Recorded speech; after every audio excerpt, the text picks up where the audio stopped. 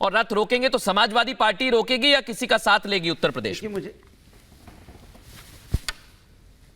देखिए, मुझे लगता है जब डिबेट में विपक्ष को आप बुलाते हैं तो 30 मिनट की डिबेट के बाद आप मौका देते हैं। पहले मैं 1-1.5 मिनट बोला था, 30 मिनट इंतजार करना पड़ा आपको। अगर सरकार की वाहवाही करने के लिए लोगों को बुला के बैठाना है तो अनुराग जी, कोई शख्स आपके बीच में आ गया था, उसने त्रुटि कर दी, मैं माफी चाहता हूं, उसकी त्रुटि की वजह से आपका लय टूट गई थी, लेकिन मैं आपको बिना रोके टोके 1.5 मिनट का समय दे रहा हूं। बावजूद भी आप 30 मिनट में मुझे नहीं अनुराग जी, मैं बिना रोके टोके आपको 1.5 मिनट का समय दे रहा हूं। मैं बिल्कुल नहीं बोलूंगा, आप बोलिए। अरे 1.5 मिनट का आज ये बता आप लगा लिए विपक्ष को कितना समय दिया आपने 30 मिनट में? आप बता दीजिए, मैं व्यूअर देख रहा है तो अपनी बात पर आगे बोलूं।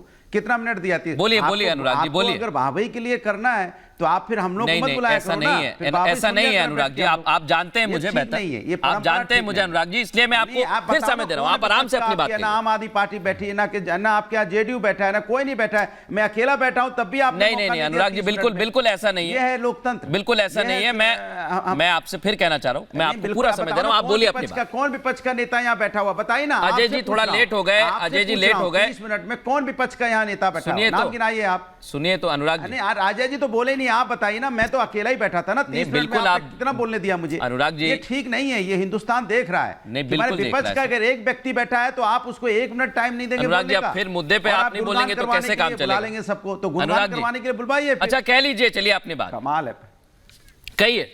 2 मिनट और बढ़ा दिया आपके लिए सर। देखिए बोलिए। सवाल ये नहीं है, हाँ। जिस तरह का अन्याय और अत्याचार भारतीय जनता पार्टी की सरकार ने लगातार 10 सालों में देश की जनता के ऊपर में किया है। देश की जनता में जो जो वादे किए, चाहे किसान के मुद्दों को लेके हुआ, किसान को बोला गया था उनकी इनकम दुगनी होगी, किसान धरने पे बैठा रहा, किसान काला कानून के खिलाफ बैठा, न जाने कितनी किसानों की मौतें हुई, उसका जिम्मेदार कौन होगा? क्या सरकार उसकी जिम्मेदारी ले रही है? उस पर भी फेल हुई।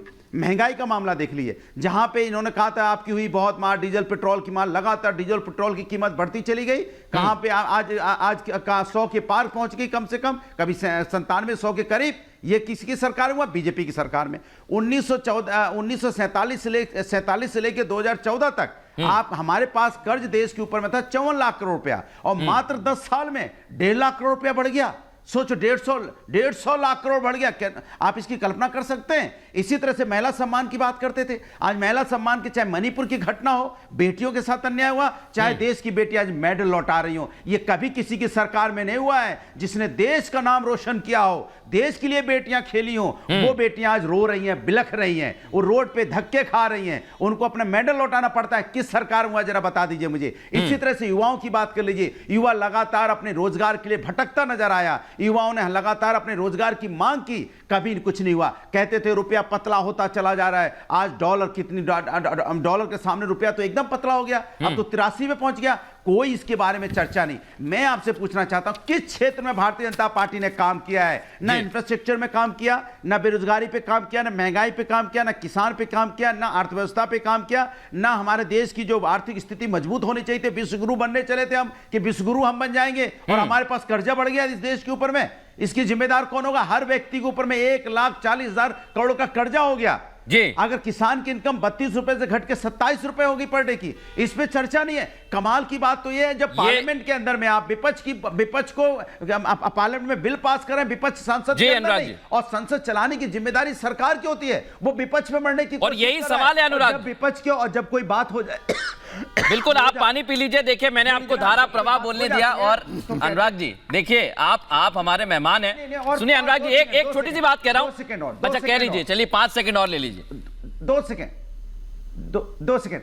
और संवैधानिक पद पे कोई बैठा व्यक्ति अगर हिंदुस्तान के अंदर में जाति धर्म की बात करता है तो ये ठीक नहीं है। ये ठीक नहीं है। और अनुराग जी देखिए, बात करते हैं तो आप विरोध करते हो। आप हमारे खास मेहमान हैं, आप हमारे साथ जुड़ते रहे अनुराग जी। लेकिन एक मैं बात कहना चाहता हूं, सुन लीजिए मेरी बात। आपने कहा कि जेडीयू हमारे पास नहीं आ रही है, हमने सबको इन्वाइट किया है, हम करते हैं, और जेडीयू को इनवाइट हम तो कर रहे हैं, लेकिन बगल में बैठे, सुनिए मैं क्या कहना चाह रहा हूं, आप बात तो सुनिए। हम तो बुला रहे हैं सबको, मेरी बात आपने लेकिन सुनी बगल नहीं, में इसके मतलब। बगल में अरे सुनिए, बैठे हुए हैं। आप गलत इंटरप्रेट नहीं नहीं, मैं कुछ इंटरप्रेट नहीं कर रहा। गलत कर रहे हो आप। नहीं नहीं, आप गलत बोल रहे हो। मैं कुछ नहीं कह रहा सर, गलत बोल रहे हो। मेरी बात तो सुनिए, मैं क्या कहना चाह रहा हूं। में विपक्ष में मैं अकेला बैठा हूं। बहुत अरे आप मेरी बात सुनिए, आप गलत बोल रहे हो ना, इसलिए टोक रहा हूं। अच्छा, आप कह लीजिए। आज की डिबेट में विपक्ष की तरफ से मैं अकेला था। मैं वही कहना चाह रहा था सर। अनुराग जी, जिस तरह से आप झंडा बुलंद करके हमारे साथ बैठे हुए हैं, उसी तरह से इंडी गठबंधन की बैठक में झंडा बुलंद करके अखिलेश यादव ने बाइट दी। अखिलेश यादव के साथ ममता बनर्जी पहुंची, लालू प्रसाद यादव पहुंचे, लेकिन जिस जेडीयू का जिक्र किया वही नहीं पहुंची।